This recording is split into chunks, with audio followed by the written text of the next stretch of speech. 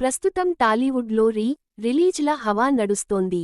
అప్పట్లో హిట్, ఫ్లాప్తో సంబంధం లేని సినిమాలను ప్రేక్షకుల కోసం మళ్లీ రిలీజ్ చేస్తున్నారు దర్శక నిర్మాతలు. రిలీజ్ సినిమాల్లో ఎక్కువగా పెద్ద హీరోల సినిమాలే ఉంటున్నాయి. అప్పట్లో యావరేజ్గా ఆడిన సినిమాలు కూడా ఇప్పుడు బాక్సాఫీస్ వద్ద దుమ్ము దులుపుతున్నాయి. అంతేకాక ఇప్పుడు పెద్ద హీరోల సినిమాలు లేవు కాబట్టి ఈ గ్యాప్లో పాత సినిమాలతో డబ్బులు దండుకుంటున్నారు థియేటర్ యజమానులు. ఇటీవల పాత సినిమాల రిలీజులకు మంచి స్పందన లభిస్తోంది. పాన్ ఇండియా స్టార్ ప్రభాస్ నటించిన వర్షం, ఎన్టీఆర్ యమదొంగ సినిమాలు తిరిగి విడుదలై భారీ వసూళ్లు సాధించాయి. తాజాగా సూపర్ స్టార్ మహేష్ బాబు నటించిన కలేజా సినిమా రిలీజ్కు సిద్ధమైంది. 2010లో విడుదలైన ఈ చిత్రాన్ని త్రివిక్రమ్ శ్రీనివాస్ తెరకెక్కించారు.